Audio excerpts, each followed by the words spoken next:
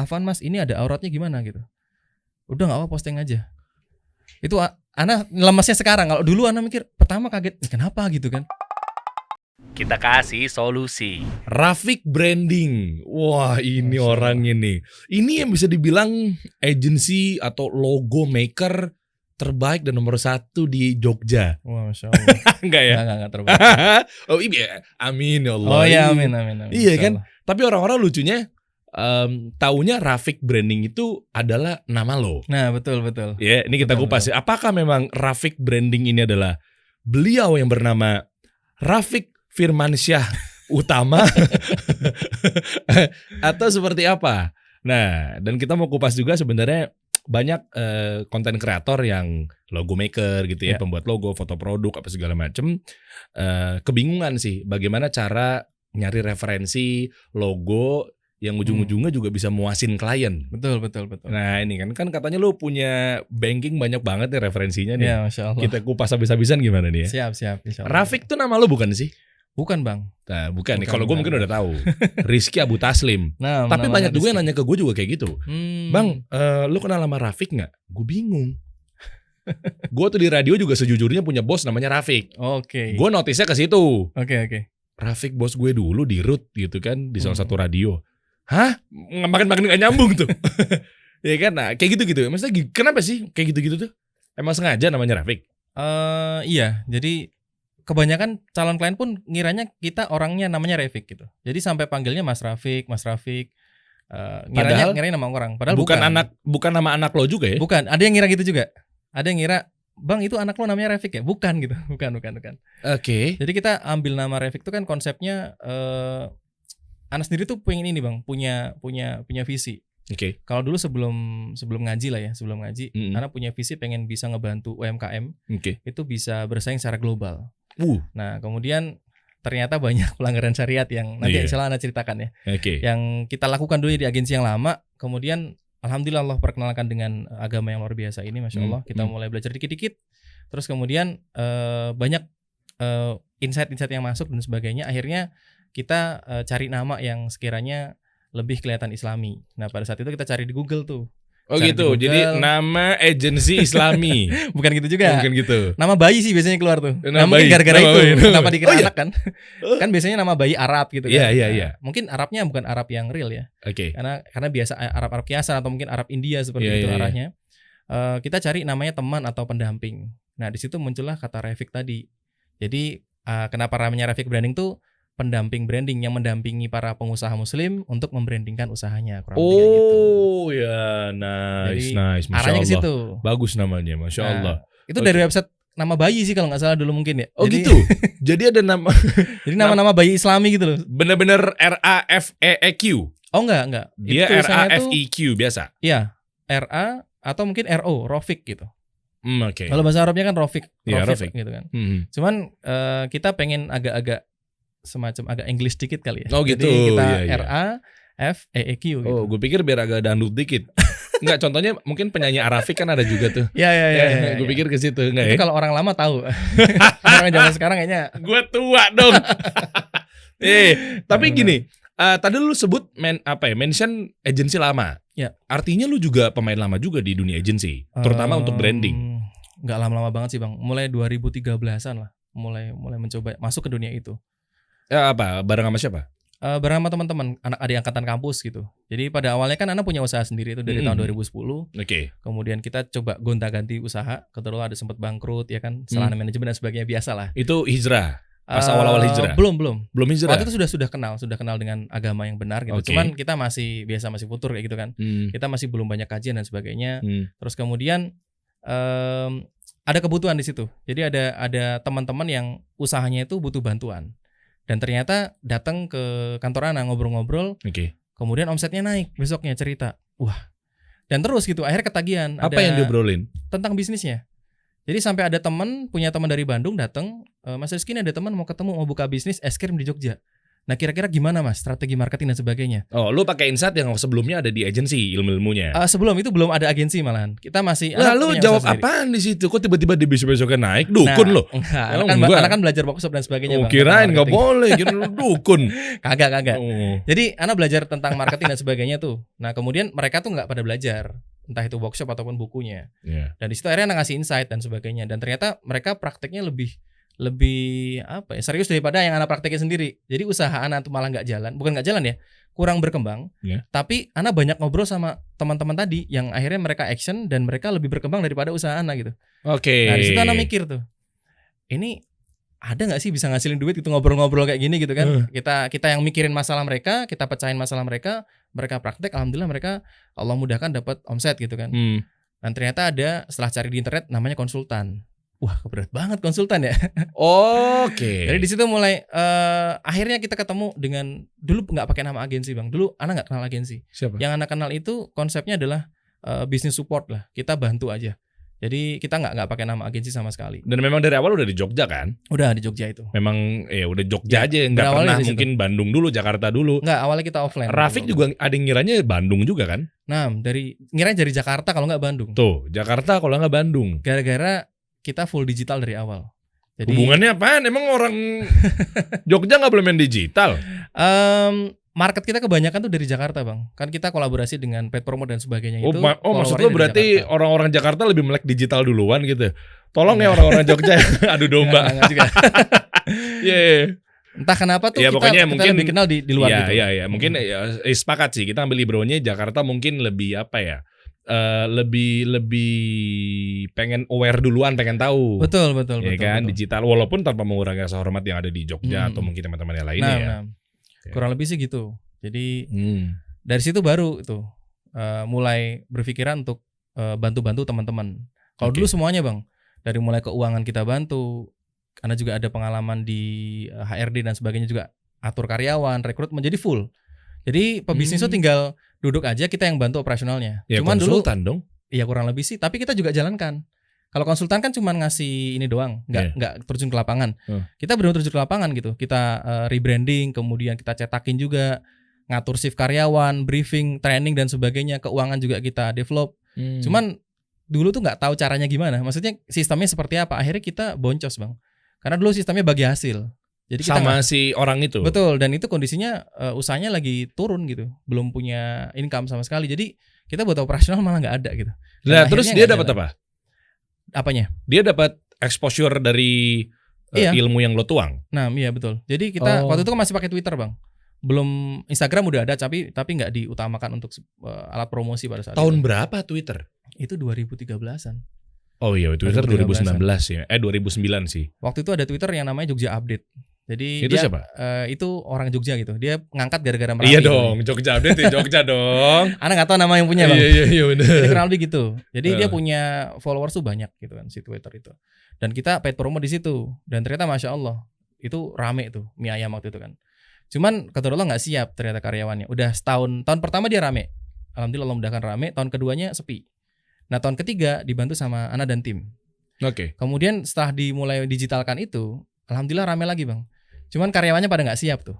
Biasanya 1 tahun yang lalu kan kerjanya santai gitu kan. Kemudian ini lootnya rame gitu. Terus ngerasa kok gaji nggak naik gitu. Akhirnya pada keluar. Sampai kemudian koki utamanya pun keluar pindah tempat lain dan akhirnya usahanya tutup. Dan di situ Ana ambil pelajaran. Karena semenjak lo gabung, mereka jadi tutup. Oh enggak juga. Ada sih nanti ada cerita tentang itu. Oke. Tapi yang jelas akhirnya Ana mikir harus ada operasionalnya, harus ada fee bulanannya. Jadi nggak full bagi hasil karena kita nolongin usaha yang sedang sekarat. Kebanyakan sih kayak gitu. Project-project yang datang ke Ana itu usahanya lagi sepi dan sebagainya. Dan dulunya emang kita datang door to door. Datang ke ada resto sepi, kafe sepi, kita datang tawarin kayak gitu. Oke, tapi gini bro, kan berarti kan ketika lo bantuin bisnis UMKM di Jogja apa segala macam, itu kan belum lo mendeklarasikan bahwa kita ini agensi yang paham dengan atau yang mengedepankan syariat.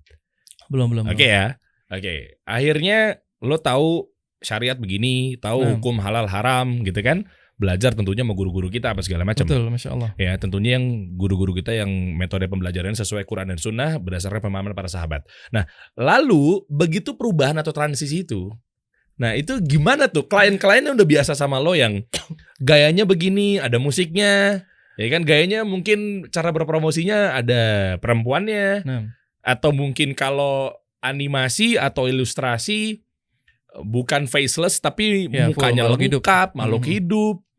Ya kan? Nah, itu kayak gimana tuh cara mengedukasi klien lagi?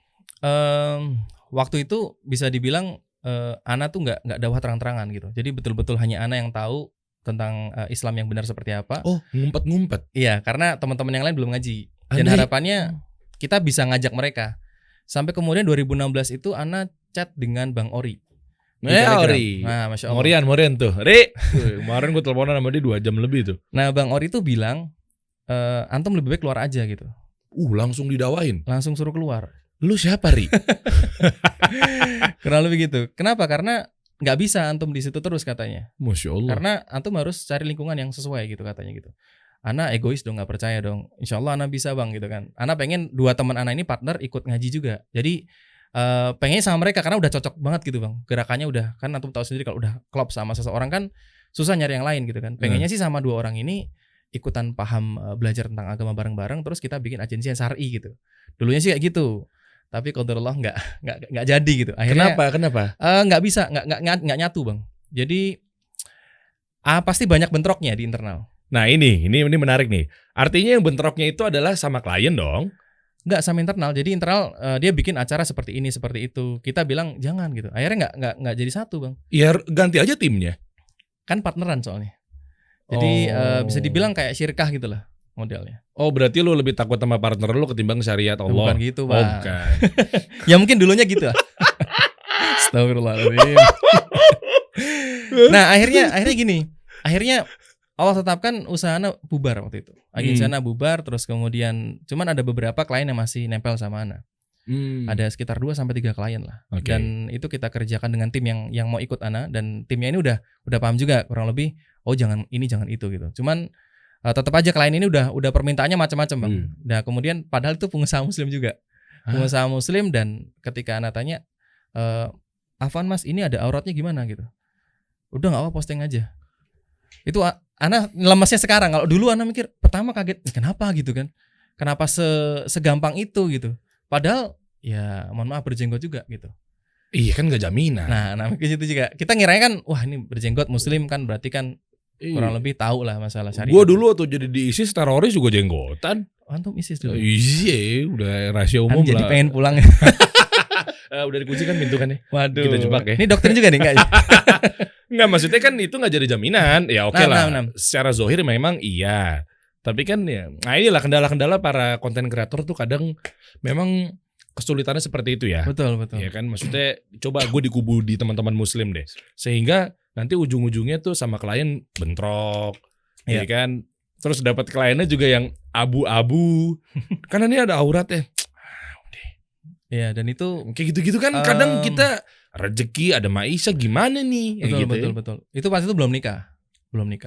Sampai kemudian kan akhirnya karena ada klien nih Gang, akhirnya kita putusin buat nikah. Jadi kita punya kontrak jangka panjang lumayan. Apa hubungan nih? Ada income gitu, ada income yang jelas. Kan meskipun usaha bubar, ada project. Oh, oke. Nah, jadi maksudnya tadi bingung gue gitu. kenapa pas ada klien terus lu nikah hubungannya apaan? Maksudnya tadi gitu, karena ada pegangan project gitu. Oke. Akhirnya kita nikah, bukan sama antum ya, maksudnya sama. Iya. Akhirnya anak sama istri menikah, kemudian kebetulan setelah 1 bulan menikah itu semua klien tuh putus kontraknya bang. Iya. Jadi betul-betul nggak ada project sama sekali. Ana juga nggak tahu tuh. Satu ada yang bangkrut usahanya, satu tiba-tiba ngilang, grupnya di delete dan nggak ada konfirmasi sama sekali. Jadi itu juga Ana bingung juga jelasin ke istri pada saat itu. Jadi betul-betul kita yang tadinya ada pemasukan tetap itu drop. Betul-betul kita nggak ada income. Sorry, berarti semenjak lo berpola dengan mengedepankan syariat. Nah, sudah mau mulai itu, Ustaz. Ustaz manggilnya kan. Enggak apa-apa. Santai. langsung gitu. Memang makanya Ustaz Dery ya? Enggak. Makanya Allah enggak jadikan gue Ustaz ya. Fitrahnya begitu kayak Ustaz. Masya Allah. Langsung gitu. Ade begitu. Jadi kurang lebih gitu. Kita udah mulai, Anan bilang sama istri kan, udahlah kita mulai edukasi klien pelan-pelan gitu kan. Untung istri ngerti ya. Mulai memahami pada saat itu. Jadi Oke. coba aja. Tapi ternyata sebelum kita masuk ke sana itu Allah udah kayak udahlah gitu kan. Bener-bener dibangkrutin gitu. Jadi betul-betul kita nggak ada income. Sampai kemudian Ana jualan tahu bang di awal. Ana jualan tahu aci dari Tegal tuh. Ana kan orang tua di Tegal ya. Jadi kita cari resepnya, kita bikin, kita titip-titipin gitu. Jadi itu baru 1 bulan menikah. Yang tadinya itu kebayangnya nanti masya Allah seperti apa, tapi kalau Allah tetapkan, Ana mulai dari bawah lagi. Itu setelah menikah. Kalau dulu kan biasa kalau sendiri kan nggak makan nggak masalah ya bang. Cuman kalau sekarang kan udah nikah itu kan harus ada istilahnya nafkah yang kita berikan dan sebagainya. Tapi ya udah gimana lagi kan, kita nggak bisa paksain klien-klien ini untuk tetap jalan sama kita. Nah di situ akhirnya Ana putuskan buat kerja awalnya. Ana kerja sama orang di bagian marketing pada saat itu. Cuman Ana kan udah terpola tidak pengen kerja sama orang selamanya. Ana bilang jadi konsultan marketing aja. Ana bikin tim dan sebagainya, Ana jalankan. Nah agak lama di situ, qadarullah itu ada sesi pemotretan. Ini usahanya paintball, wahana paintball gitu. Ada sesi pemotretan orang luar, si owner nih dateng, Mas Rizky, kok yang kemarin nggak diposting gitu? Nah sementara pas lo cek ternyata fotonya aurat. Udah aurat tuh kemana-mana lah pokoknya gitu kan. Nah di situ, aduh berat. sontak Ana responnya gini bang, langsung saya nggak berani mas, takut masuk neraka gitu. Mantap. Jadi, iya antara mantap, tapi pandangannya dia tuh kayak kesannya, oh berarti gua dong yang masuk neraka gitu kan. Itu Ana serasa, aduh ya Allah, kayaknya salah deh maksudnya. Iya, lu juga kenceng banget sih Ki. Enggak, maksud gue juga jangan kenceng-kenceng banget. Maksudnya lu juga jangan langsung kayak mas neraka mas. Maksudnya yang nentuin kita juga kan jangan kenceng segitunya. Nggak, maksudnya ananya gitu. Ana saking cuma kan takutnya kan. Tapi kan dia langsung mikir, tuh. Anda ulama, kan takutnya kan begitu langsung. Abis itu, Ana putusin untuk keluar dari situ. Karena takutnya makin lama di sana tuh, kan di sana banyak kemungkaran terus terang bang. Banyak kemungkaran yang Ana nggak bisa rubah. Sejujurnya memang oke lah lo ngasih keputusan seperti itu. Tapi maksud gue mungkin betul. Wah ngeri nih takut masuk neraka apa segala macam. Cuma mungkin waktu itu kebetulan yang lawan bicara lo. Ya. Mungkin masih jauh tuh. Betul ya. Walaupun itu udah benar Rizky bilang seperti itu dalam artian, cuma kan mungkin yang lawan bicaranya itu makanya sih wow langsung gitu kan. Nah itu dia bang, Ana ngerasa kayak waduh nggak pas nih. Maksudnya lalu takutnya makin nasihatin makin nggak enak gitu kan, makin banyak nolaknya dan sebagainya. Akhirnya kita ajuin resign dan akhirnya ya udah. Lah baru berapa lama kerja? Itu udah sampai anak lahir bang itu bang. Jadi setahunan lah. Emang selama setahunan itu nggak ketemu pelanggaran syariat pas lo posting? Ya ada sih bang, cuman nggak se ekstrim itu. Kalau itu kan betul-betul. Jadi kalau yang kelihatan tapi nggak terlalu pakai kebuka nggak ekstrim? Ya nggak juga sih bang, ekstrim juga. Cuman intinya pada jadi masih kan, nggak apa-apa.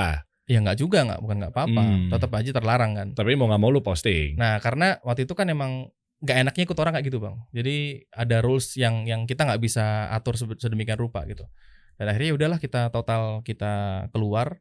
Terus kemudian Ana iseng bikin logo gitu. Maksudnya postingan-postingan tentang logo Ana upload di Instagram. Oke. Nah Ana izin sama istri tuh, ini Ana bikin agensi lagi ya gitu kan. Istri langsung kayak, kamu mau ngapain lagi sih mas?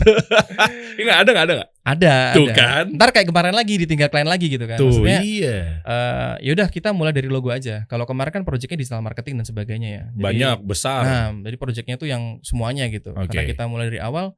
Yaudah kalau logo kan simpel nih. Orang order beli lepas gitu, nggak continue gitu. Jadi ya udah akad selesai gitu. Terus akhirnya udah kita mulai dari desain logo itu.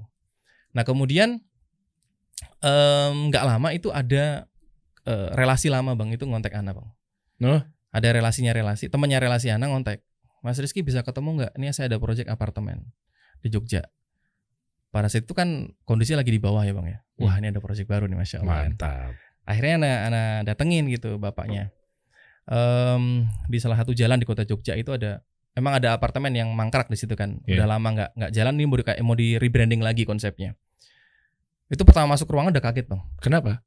Karena banyak ini pakaian gitu, mbak gitu. Hah? Mbak resepsionis tuh loh. Nah, Ana langsung astagfirullah. Ana baju koko gitu bang. Masya Allah. Koko datang. Iya. Aduh mau ada apa nih gitu kan. Hatinya udah nggak enak gitu. Tapi yaudahlah, langsung buru-buru pengen nyari si bapak ini.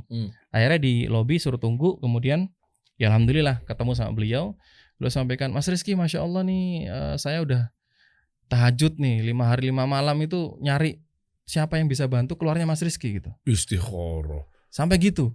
Nah Ana bingung kenapa bang, kenapa pak? Terus kemudian ceritain tuh, dia minta Ana jadi tim beliau di situ untuk rebranding apartemen itu. Mau digarap sendiri boleh, mau bikin tim di luar boleh, in-house di sini terserah, yang penting Mas Rizky yang pegang gitu. Masya Allah. Itu saking ya mungkin udah percaya sama Ana gitu Bang. Di situ. Nah, Ana denger briefnya lagi terus, Ana perhatiin kan, sampai di mana beliau menyampaikan bahwa maskotnya nanti untuk semua media promosi dan sebagainya itu penari Jawa dengan kemben. Itu kayak Ana tuh udah gini Bang. Udah betul-betul Masya Allah nih project besar kan, istri lagi hamil itu. Wah buat anak nih Insya Allah nih. Aduh, ya Habis Allah. itu kebetok di situ Bang, tek. Itu Ana udah kayak blank gitu Bang. Ngobrol tuh kayak bapaknya ngobrol, Ana kayak ini mau diakalin gimana gitu kan. Sampai kemudian akhirnya Ana percepat ngobrolnya. Baik Pak, nanti saya diskusikan dengan tim gitu. Padahal juga nggak ada tim sih. Ana bilang tim dengan istri kan maksudnya. Jadi itu bohong. Ada tim istri Pak. Oh iya. Kemudian akhirnya Bang Dery ini mancing-mancing ya. Loh kan gue nanya. Nah, dengan tim. Kecuali gue justifikasi. Siap. Langsung trust. Lu statement ini kan gue nanya. Dengan istri. Oh, Karena istri. tim. Ya, Sampai sekarang pun tim. Ana tim dengan istri. Jadi Ana balik, Ana bawa brosur tuh. Dan itu ternyata nggak cuma satu Bang. Ada 5 tempat yang lain akan digarap juga sama bapaknya. Dan itu ngajak Ana juga. Jadi bisa dibilang ada 6 proyek besar yang akan masuk pada saat itu. Kenapa lo panik? Itu kan cuan miliaran. Ntar dulu, ada tadi Bang yang masalah itu. Masalah yang pertama adalah maskot tadi. Maskotnya soalnya buka aurat ada kembennya. Betul. Dan itu mintanya di semua materi. Dan Ana udah kebayang nanti videonya kayak gimana. Ngomong dan baik-baik gak bisa bilang, Pak ini saya ada ide begini. Nah abis itu Ini ya kali kan? nih yang mau ditunggu-tunggu nih. Ana bilang ke istri kan, ini ada calon project nih besar. Istri udah seneng kan, mukanya tuh sumringah gitu. Kita Masya pulang. Allah. Habis itu Ana bilang, tapi ada potensi pelanggaran syariat. Dan di situ mukanya berubah. Jadi datar lagi kan. Kalau gitu ya udah cari yang lain aja. Jadi Masya Allah itu Bang. Ana yang tadinya mungkin agak-agak ragu ya. Pada saat itu kan masih ya kita baru memulai nolak Bang. Jadi tapi dikuatkan Masya Allah sama istri. Ush. Udah kalau itu cari yang lain aja. Tapi kalau mau tanya aja, bisa nggak pakai syarat. Nah di situ pertama kali mulai muncul ide buat bikin syarat di depan. Jadi akhirnya kita list tuh kan, apa aja persyaratannya dan sebagainya. Terus kita sampaikan tuh. Bapaknya tuh akhirnya ngontek lagi, Mas kapan kita mulai gitu. Jadi udah nggak ngomongin harga lagi Bang. Udah betul-betul, udahlah sama Mas Rizky udah percaya gitu. Masya Allah. Nah akhirnya kita sampaikan tuh. Karena udah balasnya agak lama gitu kan.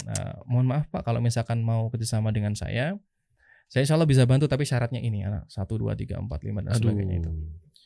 Dan habis itu bapaknya agak mengetik gitu kan. Nah, terus kemudian beliau jawab, ini kena semua Mas. Dia bilang kayak gitu. Hah? Kita pakai musik lah, kita pakai perempuan lah, kita pakai perbankan juga harus muncul dan sebagainya. Akhirnya kan udah nggak bisa. Udah mentok di sana tuh. Jadi gun udah. Aduh. Jadi kayak ya udah gitu aja. Aduh ngilu maksudnya guys, konten kreator ya maksudnya ya itulah memang. Ya. Kendalanya memang harus ada satu wadah. Betul. Yang bisa dibilang kalau kita mau nyari handphone, kita kadang mau ke toko handphone kalau kita lagi nggak pengen ketemu di pinggir jalan tuh. Nah. Oh ternyata di depan komplek kita ada kios handphone. Tapi kalau kita lagi pengen nyari handphone, cari-cari tuh belum tentu ketemu. Ya. Tahu ya kayak gitu-gitu ya. Nah tapi ketika memang ada wadah yang namanya kalau di Jakarta ITC bro, nggak tahu di Jogja ada nggak? Di Jogja ada sih, Jogja Pon Market namanya. Iya ya Trade Center I-nya gue lupa deh. Iya. Nggak tahu Indonesia, nggak tahu India gitu. Kita kan nggak tahu ya kan. Nah terus akhirnya kita langsung ke ITC aja. Nah memang harus satu wadah yang memang kalau mau nyari sesuatu, mau ketemu sama klien pun juga nyari kreator pun juga berharap ya Allah gitu kan, mudah-mudahan dengan ikhtiar ini gampang pengusaha atau klien masuk nyari kita nih gitu kan. Betul. Itulah sebetulnya memang yang lagi kita telaah dan amati saat ini. Ya, Masya Allah. Wah, itu sih memang. Jadi sehingga yang kayak gini-gini kan sayang ya. Ya. Orang udah trust, taunya pelanggaran syariat. Kenapa nggak langsung demand sama supply-nya ditemuin? Nah, betul tuh. Iya kan? Muslim, paham syariat. Boom. Iya. Terus akhirnya jadi gimana? Akhirnya setelah itu Ana diajakin sama temen untuk kita bikin agensi yang syar'i. Jadi itu udah selesai tuh ya? Sudah selesai. Si bapak itu ya? Bapak itu udah kita garap lagi lah. Karena ada musiknya kita kemben kita juga iya. Semua Bang, nanti ribawi juga dimunculkan dan sebagainya gitu. Wah, kan. Kena semua. Aduh ngilu. Akhirnya kita coba, yaudahlah jualan logo lagi aja. normal gitu. Kita jualan dapat klien beberapa nggak masalah. Ada tawaran dari teman untuk kita bikin baru dengan nama yang baru. Waktu itu namanya itu Janating kalau nggak salah. Janating. Nah, jadi berpikir tentang surga Janating. Oh, Janating. Tapi kita hilangin hanya waktu itu kan asal-asalan anak muda asal bikin nama. Janating. Betul. Oke. Nah di situ kita nggak munculin syari'i di depan, Bang. Jadi kita nggak munculin syari'i sama sekali. Cuma di belakang ada peraturan perusahaannya, kayak rules-nya gitu, tanpa ngomongin syariat sama sekali. Contoh. Kayak kita nggak pakai musik, ganti suara alam gitu.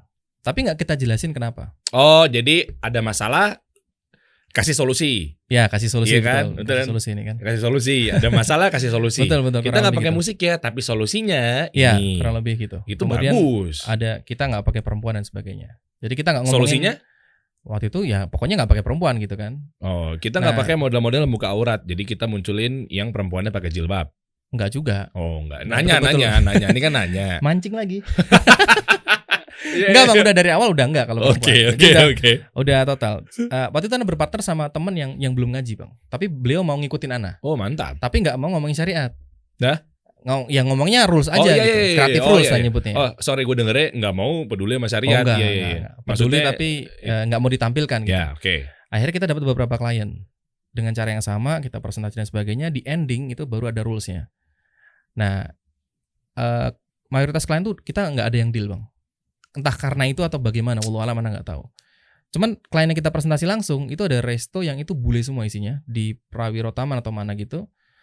Dia tanya, ini kalau nggak boleh upload ini gimana? Kenapa nggak boleh upload musik? Nah, ini kan yang jawab teman Ana nih. Dia tuh kan bukan orang yang tahu tentang syariat. Jadi nggak jawabnya ya kita kreatif aja gitu. Kemudian nggak pakai perempuan, ya kita nggak mau eksploitasi wanita gitu. Jadi jawabannya tuh ngambang semua. Dan itu akhirnya si Mbak yang ini lirik Ana kan. Oh mungkin gara-gara Mas ini kayaknya nih. Biang keladi. Perasaan presentasi di awal nggak ada kayak gitu soalnya. Kan kita Ana masuk kan baru setelah presentasi akhir. Akhirnya pitching, taunya dia suka. Nah di pertengahan mau masuk ke SOW, scope of work dan lain-lain baru ketahuan. Dan di situ mulai akhirnya nggak ada yang deal gitu.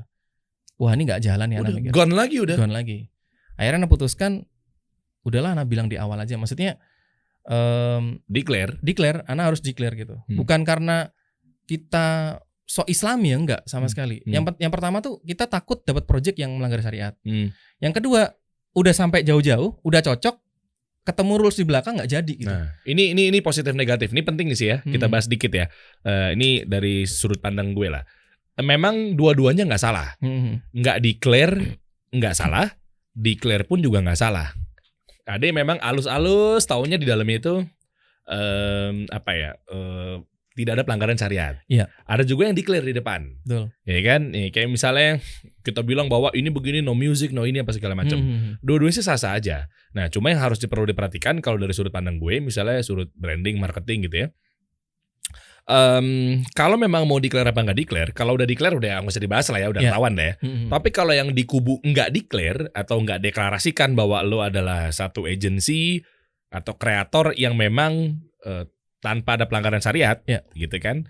Misalnya, ya cuma skillnya aja sih titip di mantapkan gitu. Soalnya ketika memang ketemu klien yang seperti itu, taunya, coba Mas ini nggak pakai ya, oke. Solusinya kayak gimana? Nah itu dia tuh. Taunya burung lagi. Kan kayak Bang Reda kemarin bilang. Kayak gue ngomong sama Reda ya. Taunya gitu lagi. Betul. Dan gak cuma sekedar back sound doang, maksudnya permainan cut-to-cut, scalingnya misalnya kalau dibutuhkan, glitch-nya, transition-nya itu juga diperhatikan. Sehingga begitu orang melihat, oh iya, nikmat ya. Nah, kayak gitu kurang lebih kalau untuk bahas video ya. Kalau untuk logo mungkin lo lebih expert gimana? Ya kurang lebih sih kayak gitu ya. Jadi berkaitan dengan kalau antum tadi bilang tidak declare tadi, berkaitan dengan kualitas karya sebetulnya. Nah, jadi ada beberapa teman kita juga yang beliau udah ngaji tapi masih kerja di perusahaan yang umum lah istilahnya. Cuman project yang dia kerjakan itu aman dari pelanggaran syariat. Dan perusahaan mau ngikutin gitu. Itu semua karena karya. Dan karena level skillnya dia. Bisa ya. Jadi itu bisa kalau udah levelnya udah cukup lah ya. Kalau kita baru mulai startup, tahu kita nunjulin karya kan sulit, Bang. Jadi mau nggak mau kita harus kalau berani kayak Ana Rafiq itu kan declare ya. Itu tapi prosesnya panjang banget dan itu kita banyak nolakin klien gitu. Soalnya mesti trust dulu kalau lo udah declare. Nah betul. Setidaknya klien, udahlah nggak apa-apa lah Rafiq nih misalnya. Dan itu prosesnya panjang. Jadi daripada kita edukasi, kalau kemarin Bang Hesa bilang capek edukasi dan sebagainya, mending ya cari kasih solusi aja gitu. Kalau misalkan langsung, jadi kita newbie ini bisa langsung dapat project gitu Bang. Iya. Dan nggak ngelanggar syariat. Iya. Kurang lebih sih kayak gitu. Masya Allah, coba tolong kamera dihadapkan ke sana gitu ya. Maksudnya insya Allah memang kasih solusi ini adalah bisa menyatukan dan mempertemukan, membantu juga para UMKM Muslim ketemu sama konten kreator. Yang dua-duanya insya Allah juga, kalau lo mau pakai aplikasi kasih solusi, sekarang belum bisa kita deklarasikan karena belum launching. Oh belum launching ya? Belum launching, sengaja nih, belum. Ini baru bisa secara testernya doang. Oh Masya Allah. Misalnya kayak gini guys. Nah, masuk di dalam sini. Nah, begitu dia masuk, nih gue ulang ya. Begitu dia masuk, lu tinggal pilih. Tuh, misalnya ada apa aja, logo. Misalnya juga ada fotografi dan lain-lainnya. Nah tinggal pilih tuh, jadinya kayak lo pada gini insya Allah nggak ketemu yang begitu-begitu tuh. Ya nggak perlu capek-capek tadi ya, dan nggak perlu tadi ngilu-ngilu tadi. Iya, sayang banget lo udah ketemu project ke depan mata ya, qadar Allah ya. Kayak gitu-gitu. Jadi kalau newbie ya paling gampang langsung masukin portofolionya di betul aplikasi kasih solusi. Nah, biar yang declare kasih solusinya. Iya. Jadi kita tonjolin karyanya aja gitu kan. Tapi graphic branding ada di sini juga kan? Oh, udah nggak perlu nanya itu Bang. Mantap. Iya ya. Insya Allah. Insya Allah deh. Di sini kan banyak juga ya macam-macam lah. Mau langsung paketan sama graphic branding juga bisa. Sebenarnya kan untungnya gini ya, kalau ada seperti ini kayak Shopee, Tokopedia, Gojek, Grab gitu-gitu ya. Sebenarnya kan kenapa mereka rame untuk masuk ke dalam, kan insya Allah ya, semoga Allah mudahin ya, kan lu gak perlu bakar duit, kita yang bakar duit. Iya betul. Iya kan, ini kita jujur-jujuran aja ngomong nih, kita yang bakar duit, empot-empotan, naikin di YouTube Ads, Google Ads, IG Ads gitu kan, kita bikin produksian lagi videonya. Nah otomatis kalau ada ini, oh adanya ini namanya ya, download aplikasi, kan call to action gitu. Iya. Ya kan pas download taunya ketemu graphic branding, ketemu Hensa misalnya, ketemu Reda itu kan dan lain sebagainya, mungkin nggak bisa disebutin satu persatu kan. Ya. Kayak gitu tuh pentingnya tuh. Menurut lo seperti apa nih buat para mereka yang baru memulai? Referensi deh. Oh iya. Iya. Betul. Itu penting loh. Coba ada nggak referensi cara apa ya? Cari referensi sebanyak-banyaknya seputar logo. Ini kan lo kan spesialis logo. Masya Allah ya. Banyak loh. Jujur. Partner gue, kita kan di perusahaan ini kan kasih solusi gue bertiga. Gue, Renat, Halid gitu kan. Renat ini tuh bangun sama Sarif Bajre itu Alika House. Nah, Masya Allah. Alika juga katanya order logonya di lo ya? Iya, betul Bang. Ajib. Kemudian istrinya Bang Rezi juga katanya order di kita juga. Humble Treats. Iya kayaknya tuh. Iya ya. Lupa. Rezi Deona kan? Betul Rezi Deona. Iya. Oke. Banyak juga ya, siapa sih yang udah pernah? Bang Graha juga dulu ada tuh mie ayam jenderal tuh ternyata. Iya, Graha Herman tuh. Iya kan? Banyak ya yang di lo ya? Siapa aja? Ya kurang lebih itu sih. Ana sih kurang tahu ya karena dulunya kan yang penting ahi-ahi manggilnya kan. Nah, ternyata kumpul di sini semua, Masya Allah. Oke. Baru ketemu orang-orangnya. Iya. Nah kemarin tuh Bang Hensa sempat bahas masalah pentingnya referensi bagi seorang desainer. Iya. Jadi Ana juga sering bilang sama tim sih. Ana bilang sama tim, kalau kita nggak sering makan referensi, orang kreatif tuh makanya referensi orang kreatif. Setuju. Jadi kalau kita nggak banyak dapat referensi, hasil kita gitu-gitu mulu gitu, nggak ada peningkatan. Makanya ada istilah ATM ya. Betul. Amati, tiru, modifikasi. Tapi modifikasi yang benar. Juga jangan asal modif-modif dong. Tamiya lu kata. Jadi kan ini harus punya ilmu maksudnya. Betul. Iya kan. Dan bisa dibilang kendala untuk desainer logo ya, terutama yang pemula, itu mencari keyword Bang. Mencari keyword untuk cari referensinya. Waduh, kadang suka sulit ya. Maksudnya tahu dari mana kalau tiba-tiba kita ngetik ini gitu. Ya, biasanya langsung ayam logo gitu doang gitu. Padahal itu kan terbatas tuh kan. Padahal kalau logo kan kita pertama cari dari konsepnya dulu, bukan dari hanya jualannya aja. Jadi nanti mudah-mudahan insight yang bisa Ana kasih ini bisa ngebantu juga teman-teman yang desainer logo atau mungkin pemula ya, yang baru start mulai. Ini cara-cara shortcutnya untuk mencari referensi untuk bisa ngebantu teman-teman bisa lebih mudah untuk bisa mengerjakan logo dari klien. Mantap, Rafiq Branding. Coba tampilin dong, gue penasaran nih. Kita kasih solusi.